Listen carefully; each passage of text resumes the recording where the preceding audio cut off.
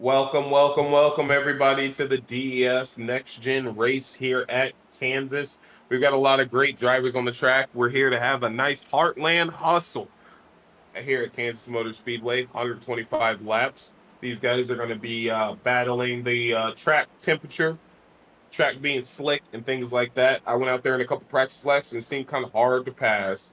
I'm going to be joined here in the booth with Mr.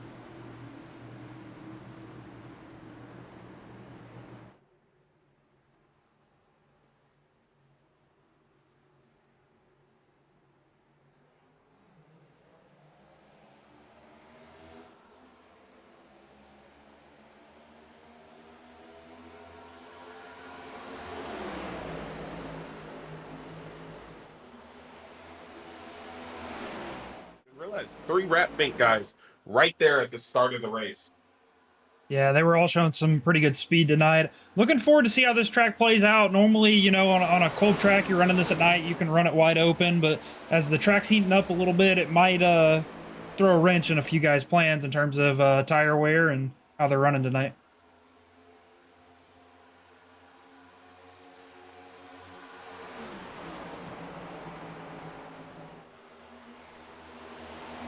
And, you know, we're here at DES iRacing for this race. Again, my name is Edwin Warren, and I'm associated here with Hunter Davis and Damon O'Brien in the booth as the producer as we watch Chuck Burley come around to lead his second lap. As Hunter Cox is trying to make a pass on Todd Perron on the outside. That's an interesting development right there. Yeah, that 43 was showing some a lot of speed in practice. Look forward to see how he's going to play it out tonight if he can keep the nose clean and finish up there up front. He was real good in practice. He had the fastest time in practice. But again, practice measures your fastest lap. That's hot lapping. How does he do in race traffic? How does he do fighting somebody? Because he still has not completed this pass on Todd Perron. As while we were looking at them, Tom Ringer takes the lead from Chuck Burley. Yeah, I also would like to say that if audio wasn't come through, we're having some technical difficulties, so hopefully we got that worked out. Looking back through the field, it doesn't seem like anybody's really wanting to give up any positions. Everybody's kind of staying side by side, battling it out for positions.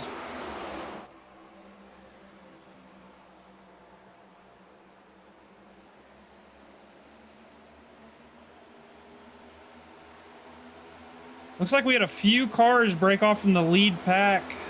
He's at the 13 of Tanner Honeycutt and the 23 of Thomas Long. I see Chuck Burley. He's dropped back to P4. Do you think he might be saving tires? I mean, I ran 15 laps out here, pushing hard, got to 85% on that right front. Do you think he knows about that and he's trying to make sure he doesn't burn his stuff up? I mean, here in our next-gen series at DS, we don't run any stage breaks. We do have 3 sets of tires. So, yeah, he's probably backing it off just a little bit, trying to conserve it to see how tire wear will affect. Most of the guys in these practice tents didn't really run more than 10 to 15 laps. So, I think it's going to be kind of uncharted waters once the tires start wearing down.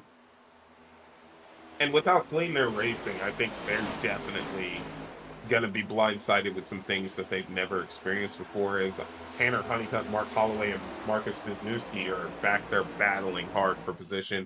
I think they're going to be blindsided by some stuff. You know, they haven't run door to door with each other that much, so it's going to be an interesting time. Yeah, it looks like the 43 got around the 69 of Todd Perron. Todd's going to let him have that position, fall back a little bit, conserve some tires, as we're still too wide racing back through the rest of the pack.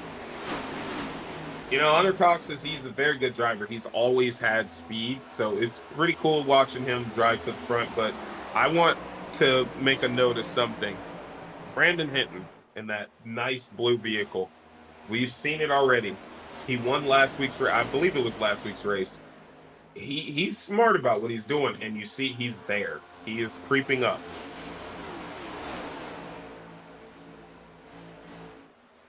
Yeah, Brandon Hinton is definitely one of those quiet guys where you don't notice him until he's already cleared you on the pass kind of guy. Yeah, he's pretty good, and you know, a lot of things going on this track, but in the back of the field, they kind of sorted themselves out. Zachary Reichel settling into 17th position in that beautiful car. And then right in front of him, he's watching these guys burn up their material, jostling between positions, starting up and down. That hurts the car. Yeah, if you look at the 99, that green machine of Christian Clark, looks like he's chomping at the rear bumper of that 51, trying to get by him. 51's a TRN driver, so he's trying to make sure he puts himself up there. He wants to help out his team and everything like that. But look who's diving to the deep with Christian Clark right there. Yeah, you get the 67 of Charles Connor looking to possibly take it 3 wide, depending upon how that traffic reemerges.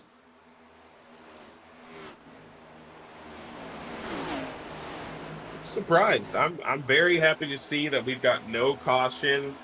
happening at all. No issues. Hunter Cox and Tom Ringer have separated themselves from the field. They're just kind of running their lines up there. They're trying to put a nice gap on these guys so that when cautions start when pit stops start happening, they've got a bit of a buffer. Yeah, you know, I don't have a whole lot of experience in these next gen cars. I've ran trucks in Xfinity here quite a bit, and those are almost drive kind of like a draft package. It's not a super huge health; it will give you a few tenths, but seeing how these next gen cars are spreading out so far, I don't think that draft is going to be much of a factor to keep this pack tightened up tonight. Oh yes, as they're still too wide back there in around P7, P6, P5. Brandon Hinton's there, Tom Perront's there. They haven't sorted themselves out. The rest of the field is single file. These guys are still racing hard, and we're 12 laps in. Yeah, if you look at that 68 of Tom Ringer and the 43 of Hunter Cox, they're kind of checking out on the field. They got almost a 2-second lead over the third places. The 43 is going to pull to the back bumper of the 68. Look to the inside to make the pass.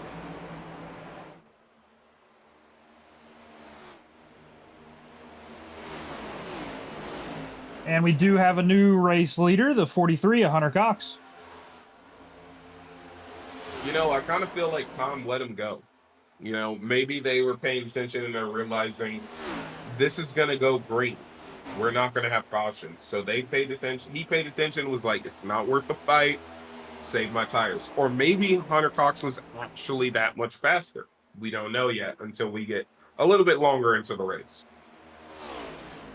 Todd Perront's out there looking like the sheriff on the interstate. Everybody's lining up too wide behind him, getting ready to take the green flag. He's holding strong in that position. You know, he started there. He's still there. His teammate who started on the pole has dropped down quite a bit. He's got a few laps led. I don't know. Maybe that car's not feeling great to Chuck Burley.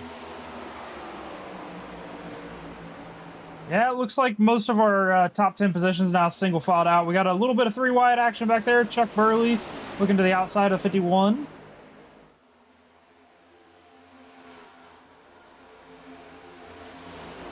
Yeah, Matthew Tennant and the Craig Knoll were back there battling hard.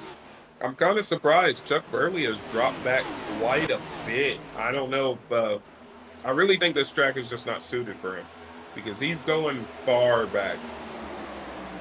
I mean, once you kind of get into the race, you start figuring out your race pace. When you're in practice, you know, you can push it, you can get as many tires as you want, but here you're kind of trying to conserve the car.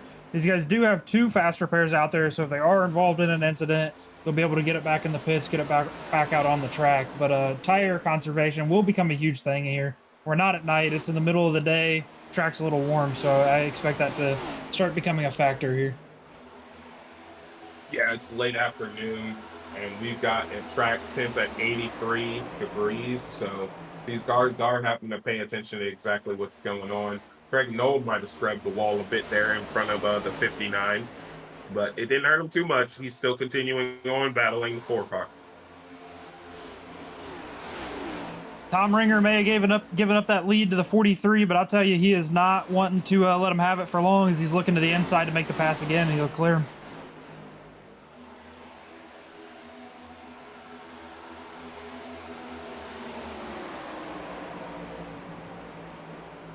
Yeah, Too pass wide on the racing. inside. Yeah, pass on the inside is kind of interesting because in my time practicing, early on in this race, Highline reigned supreme. But he made that pass on the bottom. So maybe when the tires get a bit hot, going to the bottom is beneficial because Tom Ringer's kind of pulling away a bit. So, I mean, the line only really necessarily matters whenever they're, you know, side by side. So you're on the higher line, you can carry a little bit more speed on the high side, but as you dip down to the bottom, obviously you're going to take the shorter way around the track. So that middle line is kind of the good medium, which is where you see most of our guys out here running. That is true. I do feel like Hunter Cox is kind of dropping back a little bit. So we'll keep an eye on these guys in front because this is an interesting battle. If he is dropping back from burning up his tires, Todd Burns right there for the jump. You got the 99, a Christian Clark looking to the outside.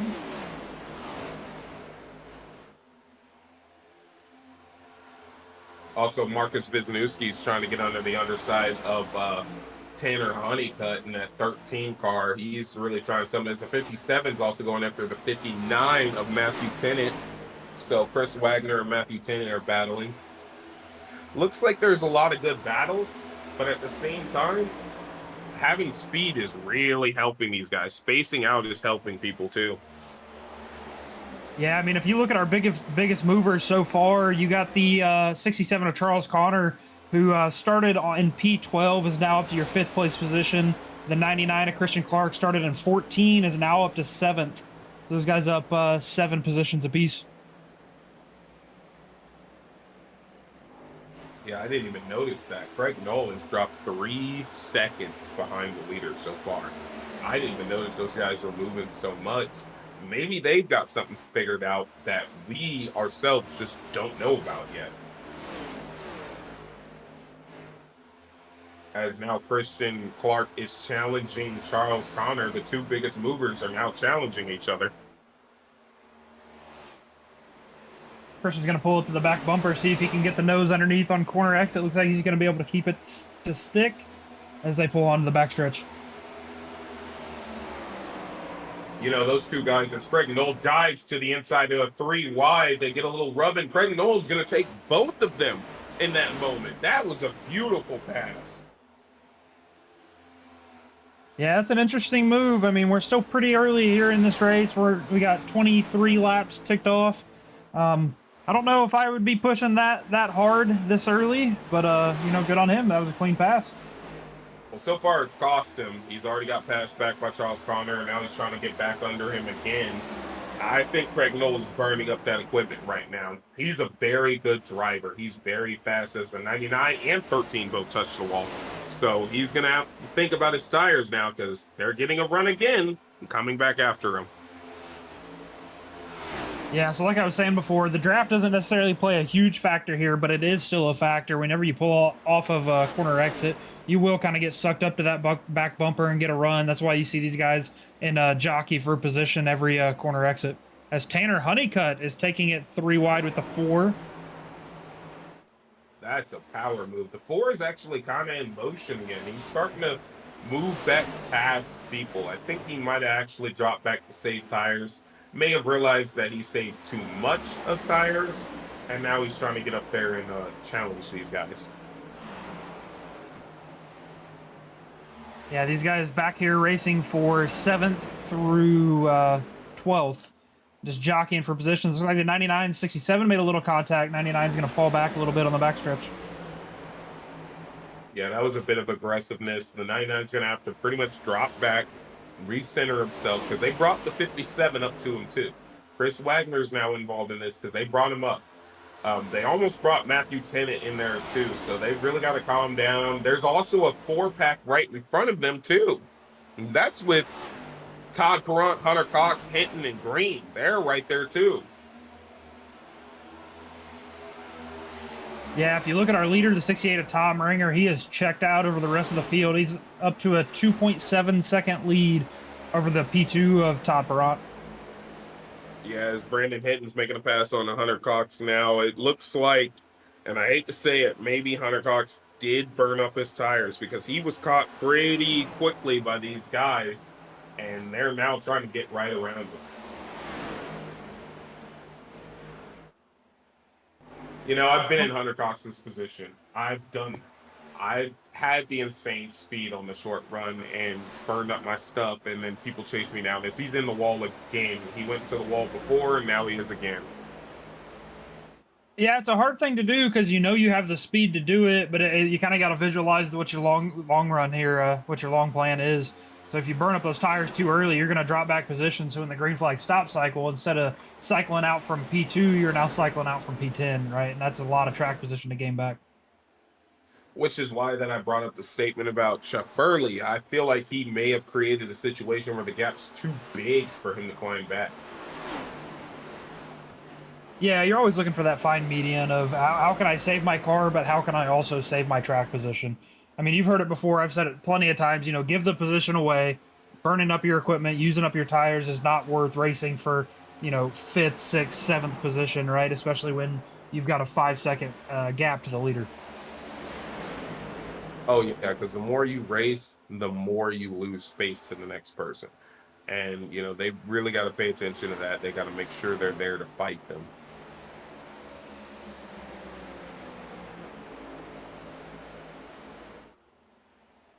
Yeah, looks like everybody's kind of starting to single file out here towards the back of the packing of the 99, looking at the inside of the 67. Through the front of the field, your top 5 are all single filed out. Looks like they're just kind of taking down some laps. As the 57 is going to take it 3 wide with the 99 and the 67. Now the 13, who's going to get the run going into turn number 3. I'm kind of noticing something. When you start battling somebody, it causes the guys right behind you to pull up real fast. You know, Christian Clark is trying to make these passes, but because of that, it's cost him. Now he's got people right back at him. Well, yeah, the next gen cars are so reliant on aerodynamics. So as you start racing side to side, and you're pulling the draft off the other guy or pulling the air off the other guy. You're gonna basically slow that pack down and allow the guys behind you to pull up right next to you.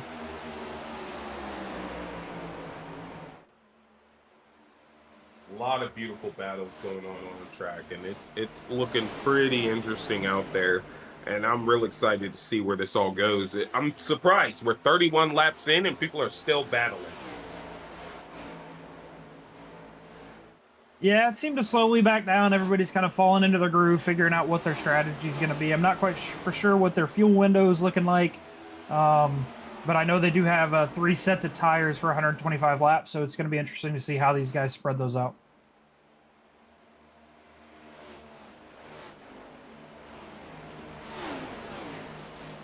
As the 13's looking to the inside of the 67 off turn number 4, he's going to fall back in line.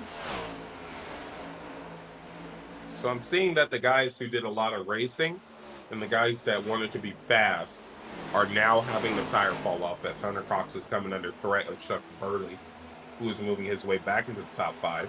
The 67 just bounces off the wall, and now he has to let the 13 by. So our 2 guys who did a lot of passing are now starting to drop. And our guy who ran his way to the front is also dropping down. Yeah, that 67's holding roughly where he's been at. He just fell back to 8th position.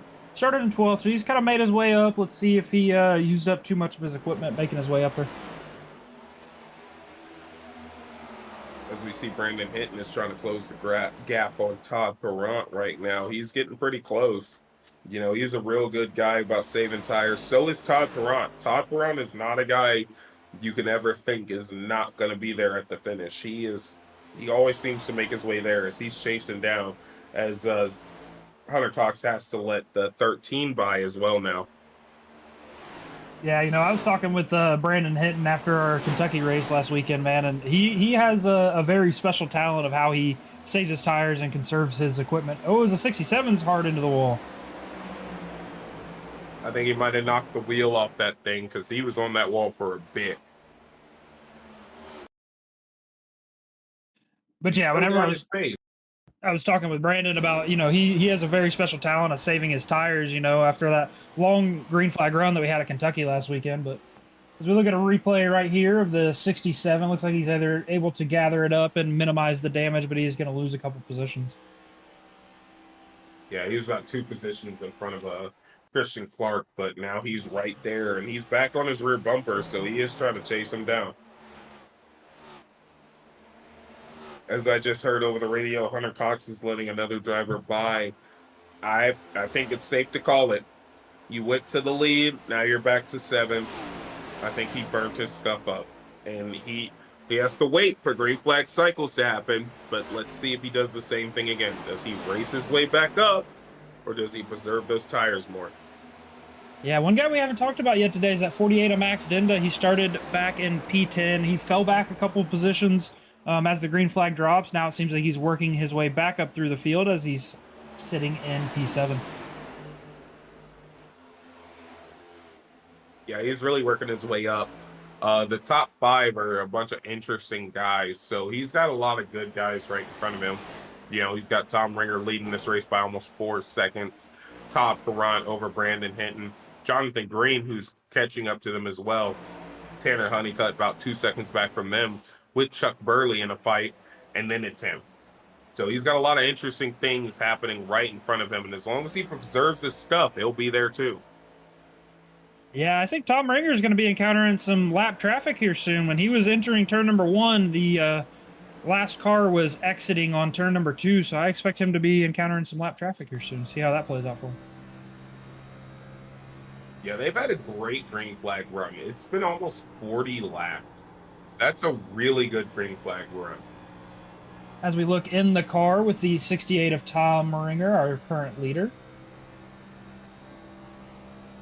Oh, just look at his steering input, everything. He feels comfortable. I mean, that wheel's not darting. He's not having to force it anywhere. He looks comfortable in that car. He is out for a leisurely cruise right now, so he's going to be really hard to beat.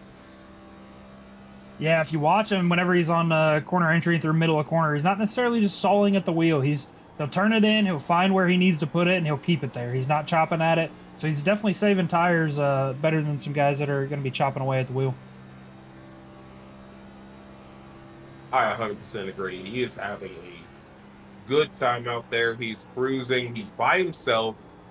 He's got a massive gap to the next person. Even if he makes a slight mistake, he knows in his head now, I've got the gap. I could afford one mistake, but I can't afford two. So he's going to avoid that one mistake, but he knows if it happens, he's still good. So, you know, that's putting together a great race right there. He's having a real good time. He's going to be hard to beat. Yeah, if you look at our top 3 drivers sitting in P1 through P3, those are all 3 playoff drivers. So I'm kind of curious to see how this one plays out once we start closing the gap and cycle through pit stops. Go ahead. Speaking of green flag pit stops, the 67 just called over the radio. He's going to be cycling in for his first stop. Yeah, our top 3 are playoff drivers. We also have Christian Clark, who's 3rd in points. He's back in P10. Zachary Reichel, another playoff driver. He's back in P14 in that nice immersive Wisdom car. So these guys are out there battling hard. Zach Reichel's nearest fight is Mark Holloway, 2 positions in front of him. So let's see what he can do. And we got our first car onto the pit road, that 67 machine. Let's see how he's planning on doing this strategy. We are 43 laps in to the first green flag run. See if anybody's going to follow him down. Well, that's also the worry. When do you think?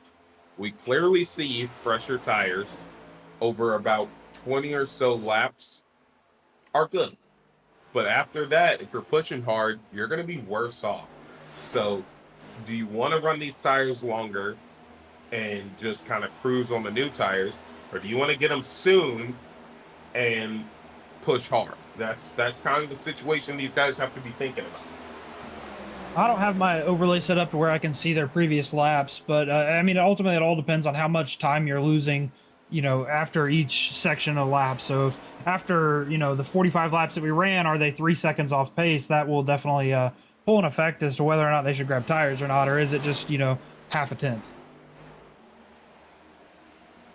Much agree, and it looks like the only person a lap down right now is Charles Connor. I don't think anybody else is coming to pit road yet. I think Charles Connor pitted early because he was trying to gain some kind of advantage, but the rest of the field's out there just turning laps, so his advantage might dwindle away pretty fast, because if they get back on the even playing field while he's on new tires, it's going to hurt him.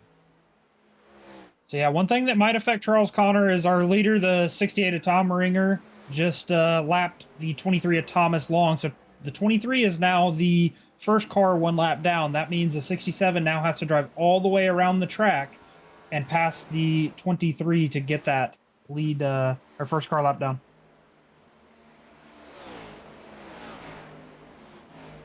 Yeah, that's going to put him in a very tough spot, because now you got to really think about strategy, okay? And I mean, maybe his strategy might work out. If everybody starts hitting pit road and we get a caution, that's going to be great for him. But we did just get a radio communication. Hunter Cox, who's down to 14th now, has no grip in his right front. So I think he was pushing that. Yeah, we were just looking at the 27 of Brandon hitting the 51 of Jonathan Green as the 51's looking to his outside, trying to complete that pass for the third place position.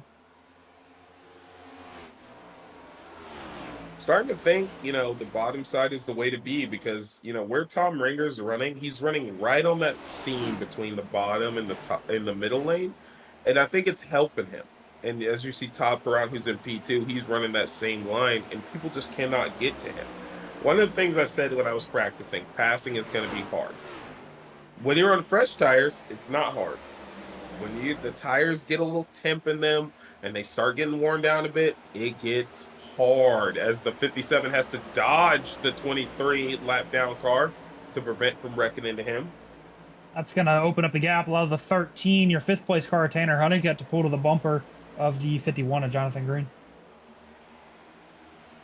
So those three guys right there are newly announced teammates. They are there, and they're teammates together, but the guys in front of them are also teammates. So, you've got a bit of, and then they're in a sandwich actually, those three, because Chuck Burley is also a Rat Fink driver. So it's pretty cool to see two teams right there in the front battling hard.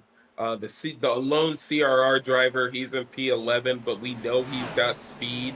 The other Rat Fink guy, Zach Reichel, he's also there, and we know he has speed as well, as it's paid off for him to save those tires early on as he's caught people and he's up to P10. Yeah, one thing you got to pay attention to is the longer that you spend side by side, the more time you're going to allow that car in front of you to pull away. So if the 13's going to make this pass, he's got to do it quick. He's going to have to go somewhere where that car isn't. And, he's going to have to get around him. But, things are tough, and you have to really think about where you're putting your car. And I'm bad at it. I'll put my car in places it shouldn't be, but these guys are very smart, so they're going to put their cars right where they need to be. As you can see that they both go to the top side. 13's not going to drive them to the back of the 51.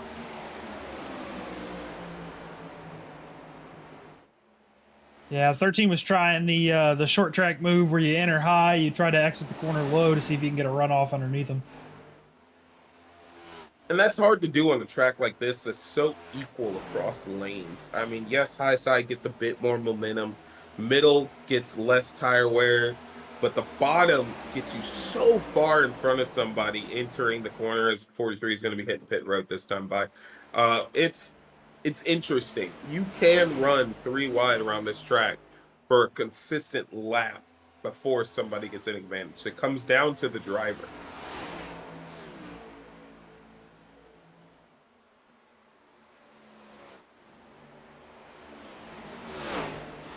We got cars pitting. 23 is going to hit pit road as well. Looking at the 67 of Charles Connor, he did get around the 23 for that lucky dog position. However, it doesn't look like he's necessarily pulled away from the leader, the 68 of Tom Ringer. Maybe tires aren't that great. And, it's interesting to see somebody try, but it can't hurt your race. But he tried. So we're going to see what happens. We've got a lot of good guys on track still. So once we cycle through these green flag pit stops, we're going to know where things stack up, where tires stack up. Because if Charles Connor comes out in front of people he was behind, tires matter. But if he doesn't, he comes out where he was, they don't matter. And they got to start thinking about that. As we look at the 82, the 99, and the 57 battling it out here for P12. Oh, he pushed up into the 57. He hit the wall 57 yards away. These cars are strong. You can bounce off the wall a few times, but that looked like a pretty hard lick. Looks like the 13 got around the 27 and the 4 of Chuck Burley running that high line. The 27 is going to lose another position to the 4 car. It's going to try to stop the bleed and get back down low and fall back in line. Maybe the 27 has hit his point of burnt up tires too. I really think it comes down to if your material is good enough to continue running. But let's comment on this about DES iRacing right now.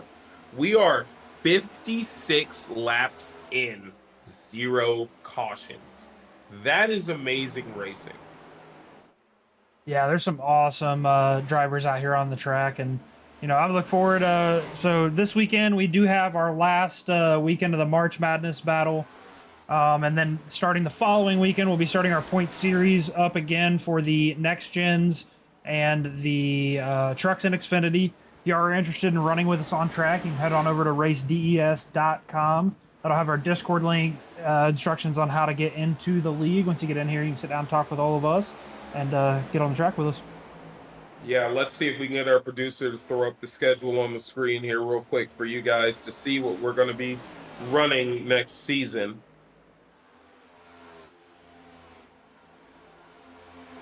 All right, so we do have this weekend's schedule. So we have obviously our next gen race tonight at Kansas. Tomorrow we're doing the ARCA cars at 8 p.m. Eastern at Vegas. And then following that at 10 p.m., you got the trucks back here at Kansas at a nighttime race. That is our March Madness points battle finale. And then Sunday night at 8 p.m. Eastern, we have the Xfinity at New Hampshire Motor Speedway. Those are going to be some real good races. We've got, like you said, ARCA at Las Vegas. That's a great track for those cars, great track for trucks. You're a race winner there at Las Vegas in the trucks. And then we've got Kansas trucks at night. That's going to be a blast because that's super speedway style for about the first 10 laps. Exciting battles. But next season, I think they planned the schedule real well for it. It's going to be a lot of things that you love. We got a lot of good short tracks. We got a lot of good 1.5 mile races, super speedways, 2 milers for Xfinity and trucks. Be sure to head over to raceds.com because it's going to be a season to die for, man. It's going to be amazing. Also, forgot to add that all of our point series battles are broadcasted with commentators every single weekend. That is true. Next Gen are brought to you by me, Edwin Warren, and Hunter Davis. I believe Trucks and Xfinities will still be brought to you by Christian Clark and Blake Reinbolt, the people who did it last season. They did an amazing job. They're next level people. As Hunter Cox, who is a lap down, unlapped himself on Tom Ringer. He went right by him. Yeah, let's just. Oh, looks like the 20 or the 99 was coming down into the pit road, and the 20 of Marcus Wisniewski got him in the rear bumper, got him loose. It's like the 99 is gonna have to stay on track after that too. You can't have situations like that. That hurts your race. Yes, he was going to pit road and the 20 hit him. Yeah, that's unfortunate because you're already starting to slow the car down to enter the pit, so now you got to get all the way back up to speed, do another lap around the track as look at him. He just went one lap down and he hadn't even cycled through his pit stop yet. That's a very unfortunate position. I mean, look at how much the 20 car gained on him. That's going to hurt the 99. That's going to hurt the 20. But we also have Tom Ringer hitting pit road as the 99 is hitting pit road right behind him. So if he beats him on pit road, he has a chance to get his lap back. But he has to fight to stay in front of Tom Ringer, who we know is very fast. Yeah, we got a couple other cars on the pit road with him. We got the 68. You got the 99, the 57, the 20. Looks like everybody's starting to cycle as we now have hit our halfway point through this race without a single caution. Chuck Burley is also in pit road, so we're getting the cycle through. So the guy that I'm looking forward to looking at, Hunter Cox, Charles Connor, to see where they line as the 99 does not beat the 68 out of pit road. He is going to remain that lap down on him. Now, if I'm the 43, Hunter Cox, once the leader pits, if I'm one lap down, I'm going to push as hard as I can. Oh, as we got a car around and our first caution is coming out. Looks like the 59. That's going to throw a wrench in a lot of these people's plans because if any of them were a lap down, if anybody stayed out, we're going to have a massive problem. Tom Ringer, he's coming out P7, P8, still not a lap down. P7, P8-ish, he's not a lap down. But Charles Connor is looking like the guy who will get the lucky dog. Let's look at that replay of him having that issue. Let's take a step back. Looks like he was trying to enter the pit roads. He slowed down, carried a little bit too much speed as he pulled onto the apron, and that right rear just snapped around on him. Yeah, he was blowing it down, crossed back onto the racing surface, came back down to the apron, and it looks like that right rear was probably lifted up because it wasn't on the same playing field as the rest of the tires, and that's just a recipe for rotation. But good for everybody. Good for everybody else, right? It was a single car spin. There were no other cars involved, so nobody has damage from it. Going to allow the field to get kind of bunched back up. The wrenching things is we were in the middle of green flag cycles. So our current leader, we have the 63 of Craig Knoll with the Christopher Morton and the 82 car right behind him. Tom Ringer is going to cycle out in P3. The 86 is Zach Reichel in fourth, and the 4 of Chuck Burley in fifth. Here's the problem.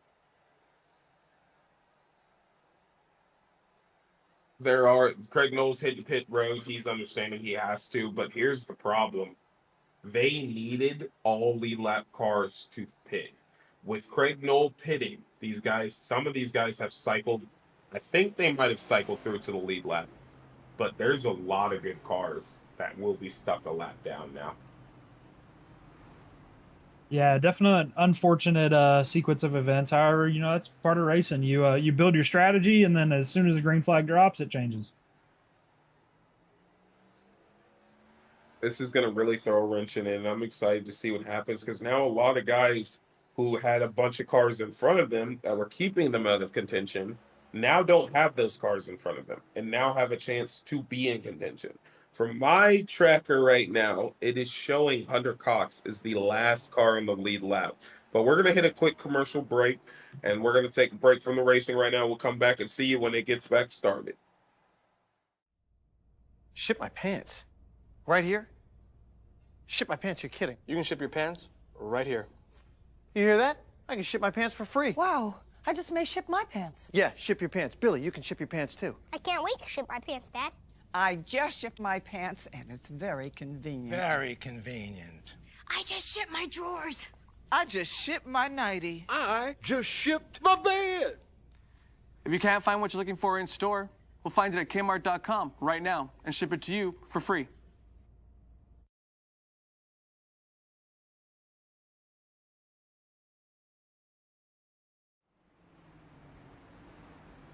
And welcome back. As the lights on the pace car are off, looks like we have a couple cars going to take the wave around. The 68 is our current leader with the 4 Chuck Burley behind him. 69 of Todd Perron's going to be starting the inside behind him, with the 27 of Brandon Hinton starting in P4. Yes, sir. And this is going to be a great race. And I think this is a great time to mention here at DES, we have a lot of amazing drivers, people that are next level human beings, and we just enjoy watching them turn laps. One of those guys, we're very excited. Tomorrow, Saturday at 4 p.m. at Martinsville Speedway, we're going to be watching our DES driver, Tyler Tomasi, drive the number 66 for MBM Motorsports in that race. He's going to be driving the number 66 Ford. Make sure you give him a shout out. Sing his praise. It's amazing to see him hit the main stage and show what he can do. Yeah, as the pace car pulls off, 68's ready to take the green flag, go back green flag racing. Now, like I said, there are quite a bit of people stuck a lap down. Looks like the first car lap down is Christian Clark in P12, and he was a fast driver too, but we've also got Charles Connor, Mark Holloway stuck a lap down as we barrel off in the corner. Tom Ringer's going back to where he was before as Todd Perrant battles his teammate Chuck Burley for P2. Zachary Reichel battling a car back there. Zachary Reichel in that Immersive Illusions vehicle. Great sponsor on that car. Beautiful vehicle. Happy to see them out there. I'm really excited to see where they finish at the end of this race. Look back here towards the back of the pack with the 13, the 59, 48, all these guys looking at some 3 wide racing in the back. So they are running a race within a race. You know, they want to be the first car lap down. The 13's not having that problem, but, people like Chris Wagner, Charles Connor, Marcus Wisniewski, they're running a race within a race. So be careful of them because they might get a little aggressive and it could bring on another caution. Yeah, you know what they say, cautions breed cautions, but it looks like everybody here is kind of dialed back, right? The gloves are still on. We're not throwing haymakers yet. As we got a Rat Fink Racing 1-2-3 leading this race right now. Hunter Cox has kind of dropped himself behind those lap cars. He should probably sit back, save his tires, race his way through this field casually. He doesn't want to put himself in a bad position because I'm excited to see where he goes. Well, one thing that first green flag run did prove to us as we marked the halfway point under green that they can make it to the end on fuel. Yeah, it's an all-out brawl now at this point. I mean, Thomas Long up into the wall for a little bit. I think he got pretty close to it. He was able to stay away. Him and Craig Noel got pretty close. Looking at the 67, the 48, and the 13 trying to make a battle for position. As we go back up here to our leaders. Oh. Three-wide battle in the back, but our leaders are nose to tail for the top 5 positions as Jonathan Green gets past him, like you called. It's a very beautiful pass, but this is, again, I'm kind of seeing remnants of the racing hard early on and burning tires. He's got to think about this. He's got to make sure he puts himself in the right place. Ooh, as a 13 and the 99 made a little bit of contact on the backstretch after some 3-wide racing.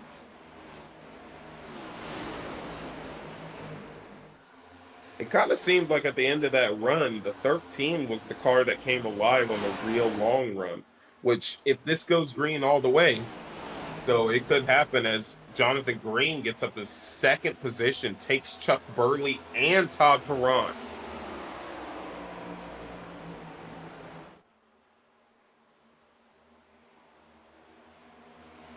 Yeah, it looks like on those fresh tires, he's trying to make that high line work. Let's just hopefully he conserves enough where we're not going to see another instance of burning up the equipment too soon. Yeah, that's the last thing I want to see. He is moving towards the front, though, so it's nice to see another car coming in contention. I think that long run kind of helped a lot of people figure out what they needed to do, and now they're trying to just go out there and execute it now. Yeah, as he's pulling right up to the bumper of that 68 machine, he's going to try to roll the high side, see if he can make it work on corner exit. If I was in this... Go ahead. Say 68's going to shut the door, so he said, I'm going to go to the bottom then. And as he completes the pass, entering turn number 1. Completes the pass, goes right back to the high side, the line he feels comfortable at. He is going to try and carry his momentum and use that momentum to create a gap as Tom Ringer has to relinquish the lead to the 2nd car of the day, and, well, 3rd car of the day, and he's going to have to let it happen. You know, that 51's going to go out and lead some laps now.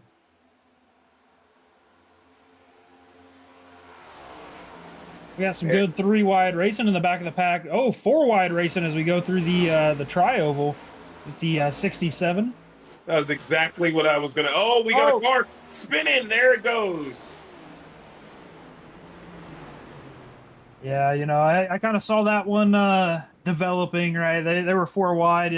You can do some 4-wide racing here, but you don't have much clearance at all. The 67 is going to look to the high side as we're looking through the replay. Take a look at that replay. 67 scrubs the wall a bit, but he has so much momentum. Pulls up on the 99. Just decides, I'm going to shoot the gap. 43's down there shooting the gap too. They've got the main racing surface booked up, and they just run out of space. There's nowhere they can go. Yeah, I don't think the 67 knew the 43 was on the apron, so when he re-entered and that car kind of pushed up the track a little bit, I think that he wasn't planning to have room. Yeah, there's just nowhere to go. I mean, you know, you could say all day, every day, hey, you could have backed out. Somebody should have backed out of that. But all they can see is the car above them and the car below them. That's it. So if they don't know that that extra car is there on the further side, you just set up for a recipe of disaster. We got decision-making time. Look, ooh, the 68 of Tom Ringer. Looks like he's going to bring the rest of the field, somewhat of the field behind him, and grab some fresh tires. We got about 10 laps on this set of tires. Looks like just him, Chuck Burley, Charles Connor, Marcus Wisniewski, and Charles Connor are, yeah, I think I said Charles Connor. Christian Clark is who I meant, are all going to hit pit road, and they're going to fix some damage, get some fresh sets of rubbers, top off on fuel in case of a green-white checkered. They're playing in long game right now. Yeah, it's going to be interesting to see how he plays it out. He hasn't really been in any dirty air throughout the series of this race, so You know, how is that going to affect the car? Is he going to be able to kind of pull away like he was, or is being back there in the pack going to affect him? Yeah, I think Tom Ringer's lowest position today has been second. So, like you said, that dirty air racing around people, seeing how everybody can drive these other lanes is going to really throw him off.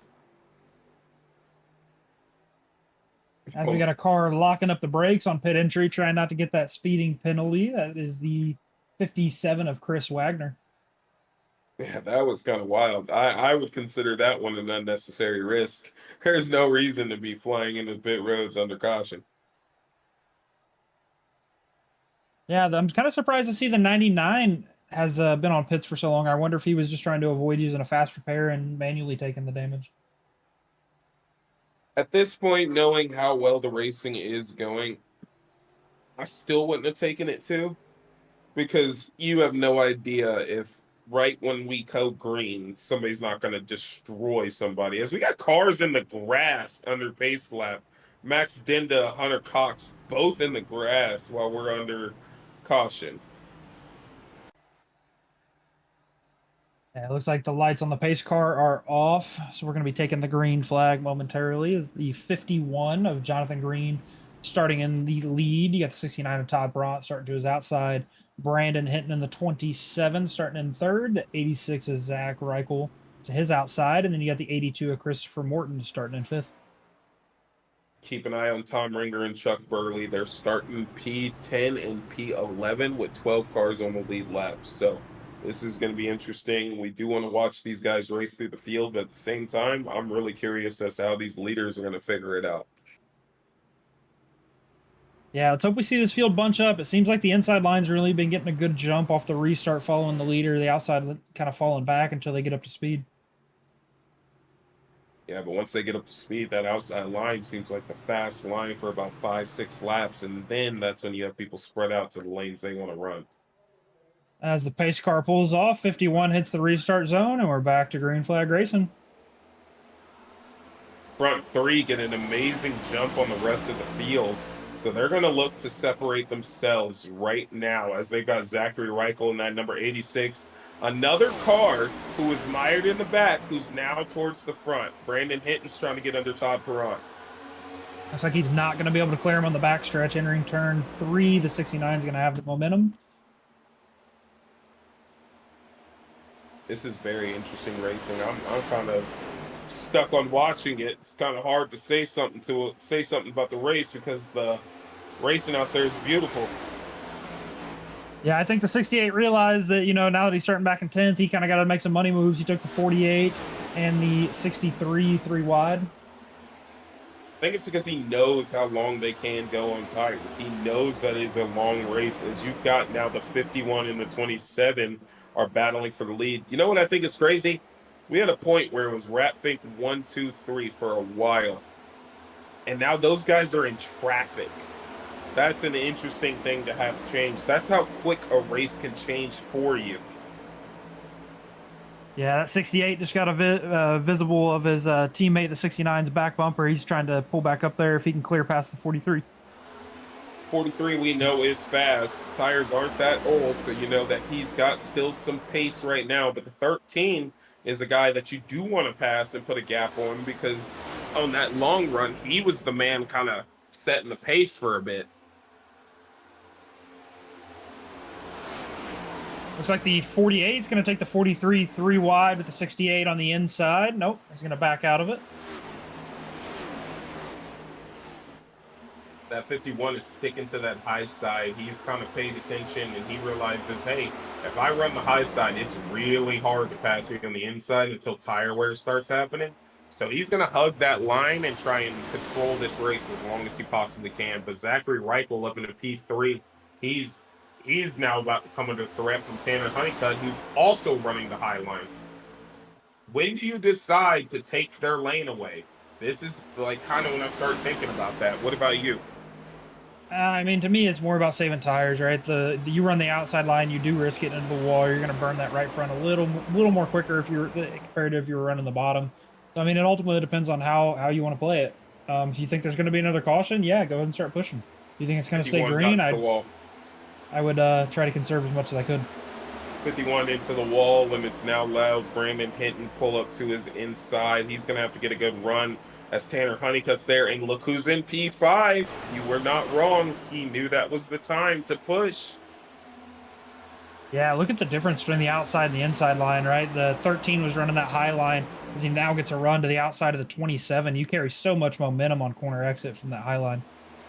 But as you said, the risk is hitting the wall as he just did that. Now he's going to drop behind even Tom Ringer. So he goes from almost P2 back down to P5. So Tom Ringer's trying to chase his way up there. Chuck Burley is also, he's back into the picture around P7. The whole field's bunched up right now. Yellow out, yellow out. Why do we have a yellow out? I see the 20 of Wisniewski and the 59 of Matthew Tennant slowed down. 67, the 3. 82 is smoking front end right now. Something definitely happened in that background area. As we look at a replay here, we're going to watch the 82 for a bit. Take a look at the 48 of Max Denda. He's got some pretty significant rear end damage. Oh, yeah. Looks like Max Denda slowed up more than they expected him to, and just nobody had anywhere to go. Yeah, it looks like the 57's definitely going to have use of that fast repair. He got involved in an incident. That engine's smoking. Yeah, it looks like the 48 slowed up. They all weren't square lined up, so when the 20 got there, he got into the 82, got into the 48. Everybody went around. 48 slapped the 20 car on the high side as his car was trying to back up into the wall. That's just the epitome of a racing incident. Yeah, you got guys that want to make each line work. They realize how important track position is, as we've now had 87 laps complete.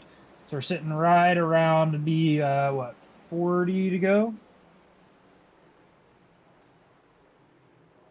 And we're going to step away to a quick commercial break. We'll be right back. And there's your beautiful baby. Any day now. Really? You're eating Doritos? He's eating Doritos on my ultrasound. Do you see what I have to deal with? I know.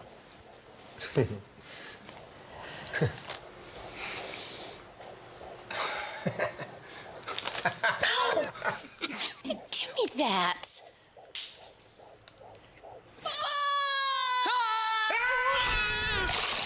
Okay, Jerry, once again, everyone's Doritos have mysteriously disappeared from the break room. Now, I realize this is a workplace, and I don't want to sound like I'm accusing you. How dare you? Okay. That hurts, Steve. That hurts right here. And you know what? I don't have time to sit here and play detective. Some of us have work to do. Unbelievable. Unbelievable. Outrageous.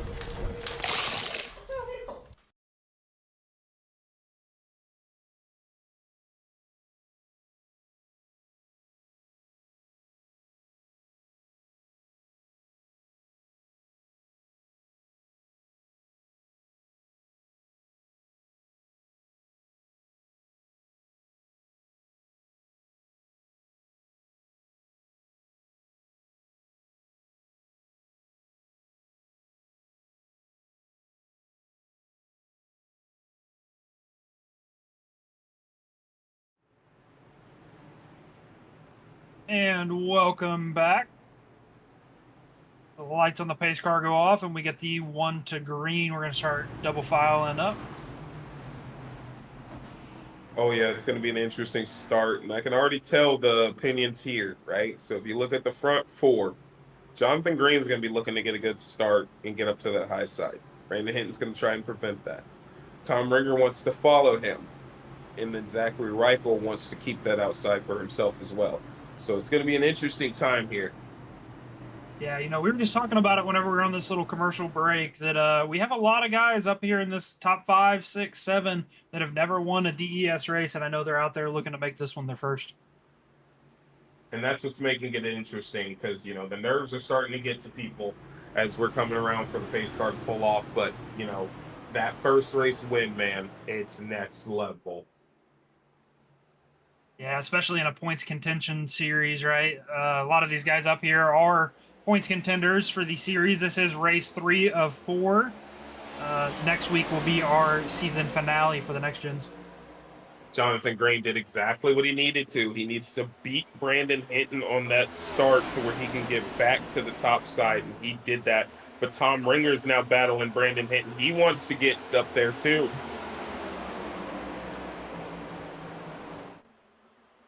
Yeah, we got a lot of good battles going on throughout the field. The 13 looking to the outside of the 43. Right behind him, we got the 86 of Zach Reichel looking to the outside of the 4. As the 48 is going to cut it 3 wide to the inside of the 4. We've already seen how this can go bad pretty fast, but they are still doing it. The 51 is holding that high side. I think he might have clipped the wall a little bit as Tom Ringer closes that gap. Oh, our team going around. Yeah, we'll have to get a good replay of that one, see what happened there. Looks like he was able to minimize damage.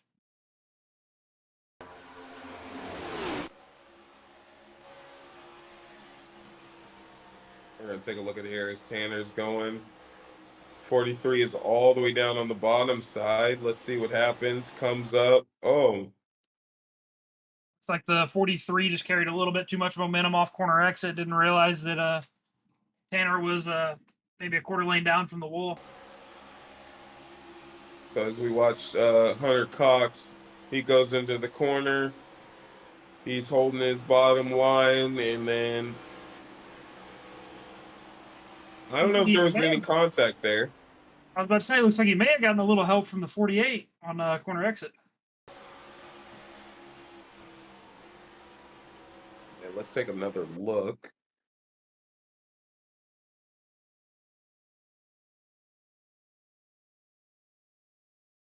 Yeah, as we get to his bumper cam, let's see if he makes any kind of contact. He gets really close. I don't know, man. That's real close. Yeah, ultimately, you know, like we were saying earlier, we're down to almost 30 to go. We're going to start pushing it a little bit. You got a lot of guys up there that have never won a DES race and are looking to make this one the first. So you're going to start seeing the tempers flare up and some racing get harder. As we hear on the radio, the tempers are starting to flare right now. 48 didn't touch him. That's, I don't know. I think maybe Hunter Cox thought he was going to touch him and was just pushing to stay away from him. But it doesn't look like any contact happened. But, you know, I've been in that position where I think the car behind me is going to hit me, so I stomp on the gas, and it creates an issue, you know, but it's just unfortunate for the 13. Yeah, definitely give props to that 48 car. You know, that's a difficult position to be. You're on the inside line. Cars are wrecking in front of you. He acknowledged it. He moved up to the high side and was able to pass with minimal damage. He put himself in a nice position. As we got the race leader has hit pit road, the 51, he's gone down pit road right now. He's going to try and get better tires to kind of run down the field and get back towards the front. But, you know, that was, man, I'd be mad in that situation, but it's not wrong to be mad, but definitely look at the situation. You know, you got to be objective. You know, in the moment you can't, but when they guys settle down and they watch it back, they'll see that it was just kind of like a racing incident. Wrong place, wrong time. 100%. And I mean, it's a tough one, but we got a new second place guy up there, still new fourth place guy of Zach Reichel, but Tom Ringer back to the lead.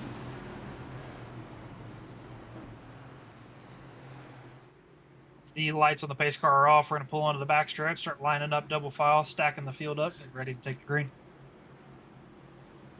I'm surprised Brandon Hinton and you know, Jonathan Green, Hunter Cox all took it down pit road because they put themselves in a very interesting position. 13's actually in front of them still. So I think he might not have gone down pit road. I think he just spun, was able to save it, and stayed on track.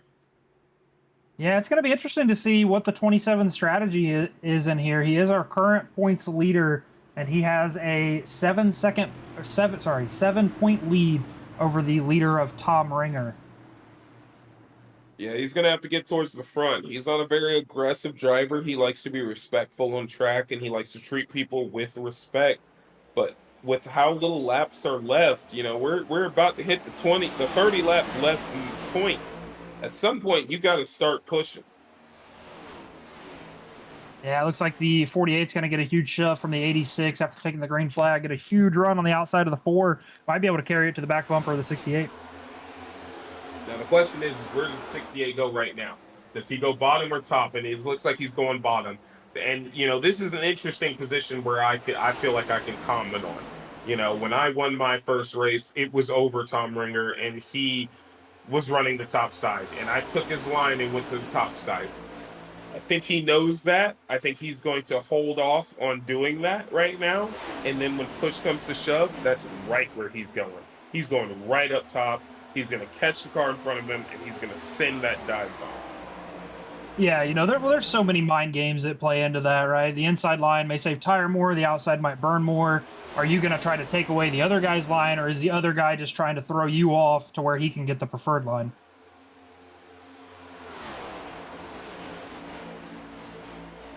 As that 48, man, he's hanging right to that right rear quarter panel of the 68. Looks like he's going to fall in line and turn number 2. That 48, he's still going to try and push that issue as he gets to the inside of Tom Ringer. He's going to have to really send it in there, and he's got to clear him in the corner, or he's going to burn up his stuff to where he has those other 2 Rat Fink cars that are right behind him catching right up to him. Yeah, we got a little bit of contact, but one thing we were talking about earlier, right? The longer these guys stay side by side, the more that rest of the pack is going to catch right back up. You know, Max is a pretty aggressive driver. He's not crazy aggressive, but he knows his limit, and he is going to try and do that. As if you look back in the field, Jonathan Green is still in 8th position. He has not climbed more than that. 48 getting a little bobble in the center of the corner. Might be a telltale sign that he's pushing that car right now. He wants to get around Tom Ringer. They've been side by side for a while now. Ringer's definitely going to be able to clear him on exit, but is a 48 going to fall in line, or is he going to continue to push? 48's going to have to change up line. As you see right now, they both change up line. The 68 goes to the bottom, 48 goes to the middle line. He's going to try and chase him down with momentum. Look at who just came into that camera shot in P3 at the 69 of Todd Perrant. And that was the thing you said. When they get side by side, oh, we got a caution out.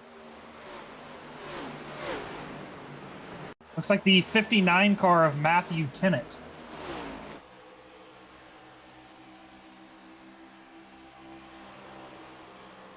I don't know about that one. I don't know what happened there. Yeah, it looks like the 67 may have washed up the track just a little bit, got into his left rear quarter panel, and that sent him around into the wall and into the infield. Well, it looks like the 68's trying to run along that seam. He does not like dipping down below, and the 59 was kind of anticipating him going down to the apron, so he pulled down to run that white line, and they might have connected. Here's we're getting a different angle. Yeah, it looks like, you know, the 67 was kind of coming up a little bit, 59 coming down a little bit. Led to that contact, and they were both going for the same real estate, and it just came into that. Now, we have 24 laps remaining. If you have a set of tires, are you taking it? Yes, 100% I'm taking it. The chance to run on clean tires. I don't want to risk other people getting clean tires over me, so I would get them. And it looks like I'm the wrong one, as nobody hits pit road.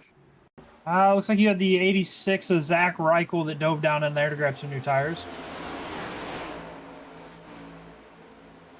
We're gonna watch some replays from earlier in the race, some of these races. That was our first caution there, right there. That big wreck. It was a big one. For your first caution of the night to have a big one, that was pretty interesting. And then this is the Charles Connor incident with the number 59. The 59 is on his top side, and it looks like they just fight for the same real estate, and it just is not looking good for them.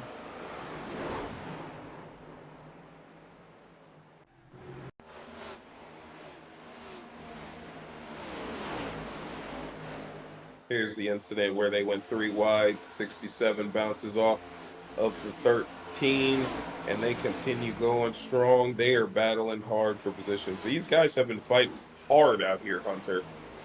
Yeah, I mean, once we get back to the green flag, I expect the gloves to come off. We're going to be sitting about right 20 to go. I think it's going to be pretty interesting to see how this one plays out. These guys are going to have to push themselves outside of their comfort zone. They're going to have to drive this car harder than they have all day, and they're going to really have to pitch it in there, and it's going to be an interesting time. You know, you've got, Tom Ringer leading, Max Dinda second, Todd Perront third, Chuck Burley, our original pole sitter, sitting P4, and then Tanner Honeycutt, who was involved in an issue, he's in P5, and look who's P6. He's got Jonathan Green right there, a guy who has led laps. Brandon Hinton is our points leader. He's got to get up there. Tom Ringer is second place. Points down on him. Christian Clark, he's in P3 at 60 points. Zach Reichel, Mark Holloway tied for P4. And then we've got in P6, Craig Knoll. P5, Ben Pivot, the only driver not here. And then our last playoff driver in P8. Yeah, looking at your top 5 right now, you got 2 points contenders. If I'm one of those 2, I'm going to push as hard as I can and try to get as many points because this is the race to capitalize heading into next week's finale.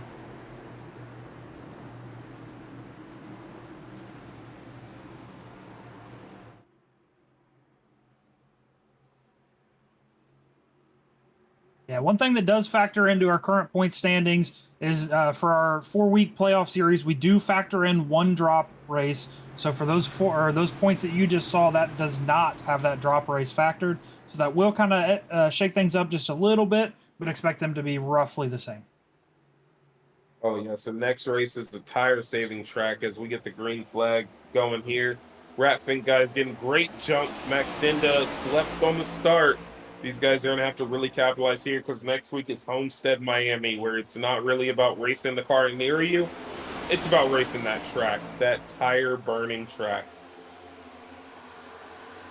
48's going to give a shove to the 69 down the backstretch, see if they can pull back up to the rear bumper of the 68. Look who's up there, though. Look who's kind of shuffling his way in. He's got the fresher tires of all these guys. Jonathan Green, he's blazing towards the front. He wants to get up there. He wants to get his first ever DES iRacing win. Yeah, right behind him, look who's trying to follow. You got that bright blue car, the 27 of Brandon Hinton, trying to clear the 4 of Chuck Burley. If you count your top 6, there is only 1 driver to never win a race in DES in the top 6. You include top 7, then you've got Tanner Honeycutt involved in that too. So Jonathan Green has some real good drivers in front of him. He's wanting to get there. That high side's paying off for him. Look how he's closing the gap on these guys. We got a little bit of 3 wide. The 43 is going to clear the 13 on the inside lane of that 3 wide. Looking at our screen, we got the 48 looking to the inside of 51 as he's going to try to clear him for P3. These guys are fighting hard, man. I can't take my eyes off this battle for now P2 as Jonathan Green's trying to get up to Todd Perront to take that position away. We're on lap 107 out of 125. Green sets the new fastest lap of the race. That's how much he's moving. Don't let it fool you. There's still a lot of racing left to go. That is true. If he burns up his tires right now, he is going to cost himself. But he is trying his hardest as he scrubs the wall a little bit.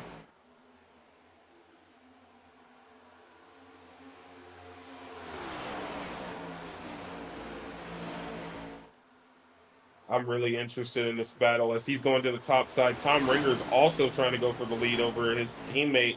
He's running that middle line. Tom Ringer is sticking to that bottom. Yeah, looking back at the 13 car, was having some connectivity issues. It looks like he's got most of those cleared up now as he's looking to the outside of the 4, Chuck Burley.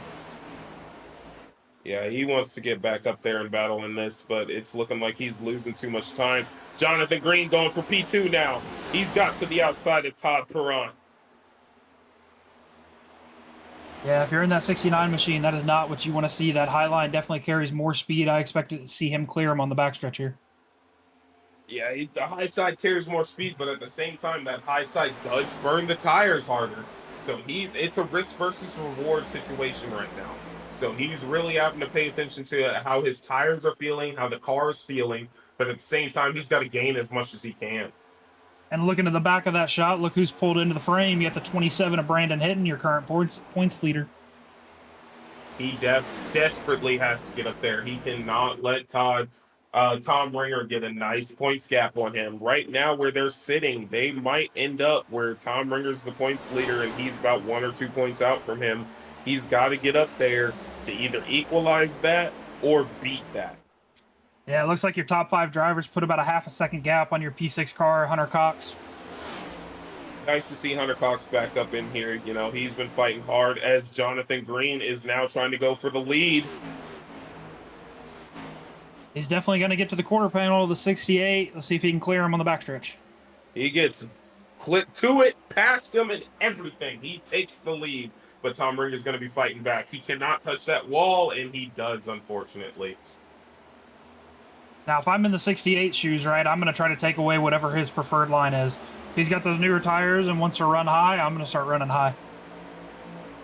I move up the track. I'm not trying to let him have this position. You know, we've got very limited laps left. We're counting down to we're in the teens of laps left right now. So you do not want him, as he gives him a shot in the back as the 51 goes into the corner. 51, once again, running that high side. He's going to get a run on corner exit. Let's see if he's going to be able to clear him through the tri-oval. Question is does he get by him and then take his line and go to the bottom and preserve those tires? That's the thing I'm curious about. Or does he keep running the top side to prevent the attempt to pass? One thing we've seen of the 51 is he is definitely a wall warrior. He's been riding next to that thing all night. Looks like he's going to be able to slightly clear him into 3, but the 68's going to dive back down low and keep it too wide.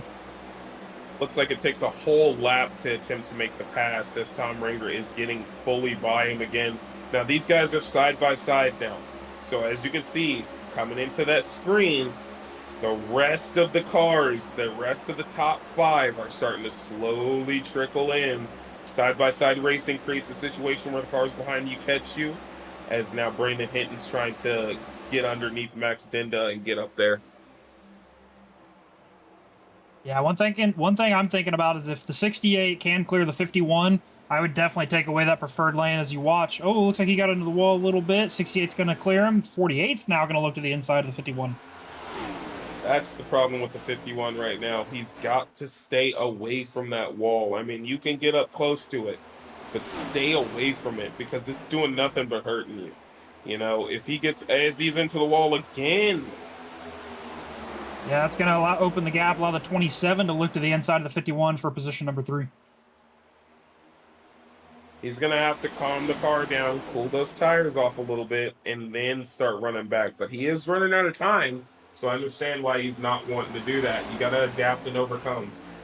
As we just hit the 10 to go. Now 10 to go. 68, your current leader. You got the 48 in P2, 27 in P3, 51 sitting in P4, and the 69 rounding out your top 5.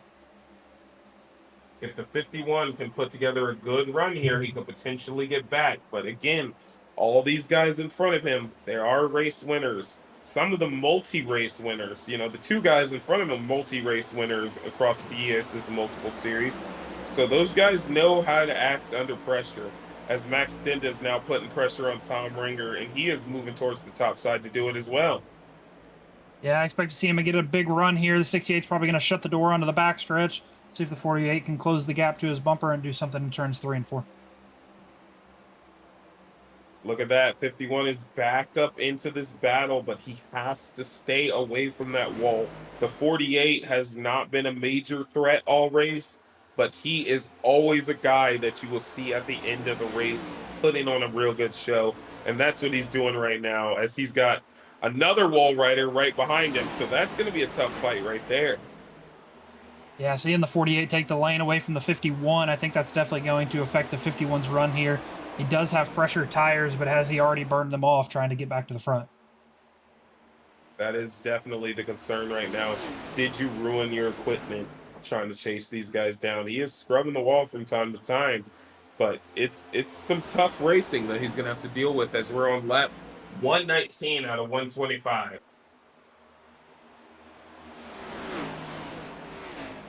This has got me on the edge of my seat. What about you, Hunter? Oh yeah, I'm looking forward to it. As we're coming to 5 to go, it's going to be interesting. I'm surprised Tom Ringer has not tried to take anybody's lane. He has stuck to that bottom. He has made it work as a actual race threat this entire time. Yeah, the only thing is, right, and you kind of have to time those a little perfectly, because if you let the guy get especially in the last lap, get a run on that outside, you know, he may take that checkered flag away from you. As Jonathan Green's trying to pull up on the 48 right now. He might have to look to the inside. He decides to back off, not go to the inside. Looking at the rear view cam of the 68, all these cars lining up behind him, wanting to take that position away. Will he be able to hold on to it for 5 more laps? This is a tough fight. The top 5 are all right there. Any mistake from any of them, and they're losing all these positions. As the 51's into the wall again. That's what I was talking about. You can't make those mistakes. 48 hard into the wall. 69 is going to go for a pass on the 27. He was trying to dodge the 2 cars who tapped the wall in front of him. So now he's got to subside to the 69. As our top 5 is now single filed out. Look who's right behind him, P6 through 8. The last thing all these guys want to see is a caution. They do not want to see any kind of caution flag wave right now.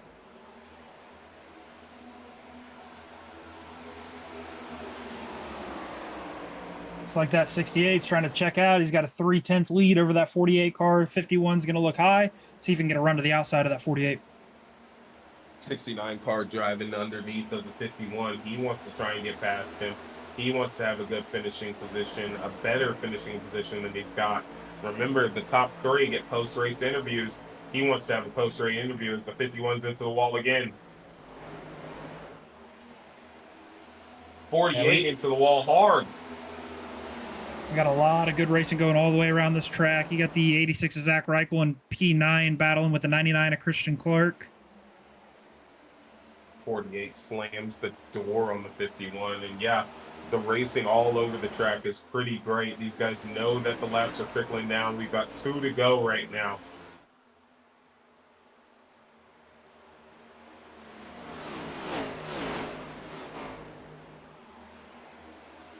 Perron's going to force the clear on the 51. Look at that slide job. 51 said, I'm not going to have that. I'm going to dart that back down to the inside. Let's see if that 48 in front of the 69 is going to put an effect on that outside lane.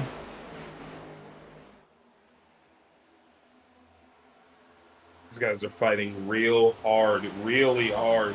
And I'm very happy to see it, man. This is amazing racing from all these guys. 48's going to the high side on the white flag lap. He's going to try and drive it in hard. He wants to get to that 68. It's like the 63 of Craig Knoll is going to clear the 27 of Brandon Hinton for P5.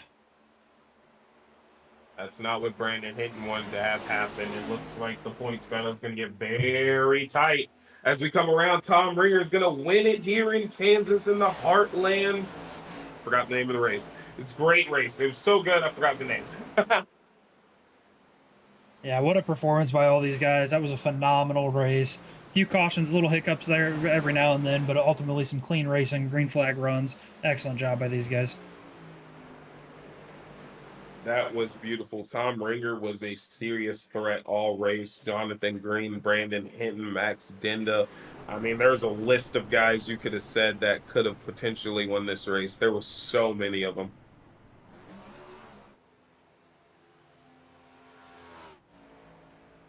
The 69 is going to pull up to the back bumper, give him a congratulatory bump.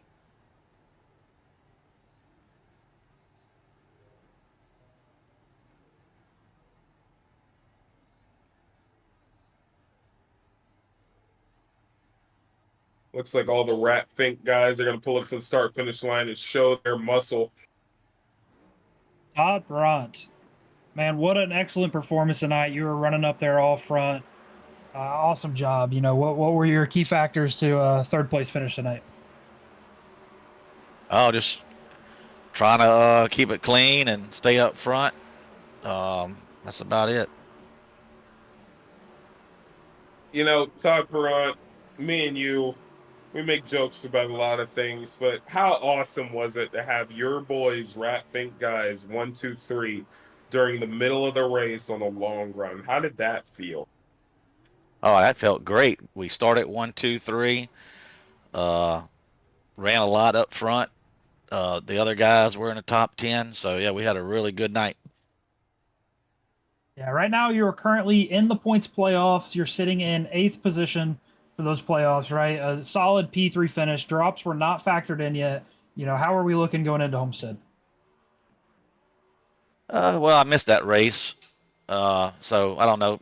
Homestead's not my favorite, but we'll give it a shot.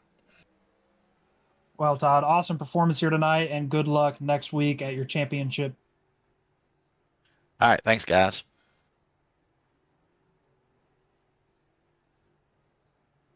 We're gonna get Max Dinda in here now, your P2 finisher, and we're gonna see what he's got to say. Max, tell me how that race went for you. Yeah, so it started out of really bad qualifying. I messed up my first lap and my second lap. So I started 10th, and I didn't know you guys changed it to 2 tire sets, so I thought we were having 4. So when I looked at 2, my whole game plan changed. So first 50 laps, I was save mode. I don't know if you guys saw me working my way from like 15th to 3rd there or whatever it was on that first run. But I was saving a lot, so made my way up to like 4th, 3rd, wherever it was. And Yeah, then good. good. Yeah, I saw you started in P10. I saw you drop back just a little bit to 15th, and then man, you just came out like a rocket ship driving in there to the top 10. That was an awesome performance. Yeah, you know, I I was giving it everything I had there for Tom. I was pushing hard and I knew I was going to burn my stuff up. Just didn't know if it was going to last as long as the laps I needed. And it really didn't. It died out there with like 5 to go. So I knew Tom had it from there and just wanted to hang on to second. Yeah, how big was the tire factor here tonight? I saw a lot of guys kind of losing positions as they were battling, right? And then they would kind of fall back. How big of a factor were tires here tonight? For me, honestly, I don't know if it's because I saved or what. It wasn't that big for me, at least on that first run. I didn't experience much tire wear on the last run there. So, um, except for last 5 laps, but didn't experience much overall. I knew it was there, but I did a good job managing. Yeah, it definitely looked like you had a very good management going on there, man. That was an amazing drive from you, and it was very awesome to watch. Congratulations on your P2 finish, man. Hope to see you run some more races here soon, with the new season starting up. So Yep. we'd love to see you there. Today's my birthday as well, so Happy birthday to you, Max. You enjoy that birthday, enjoy that P2 finish. That was a great birthday present to you. thank you.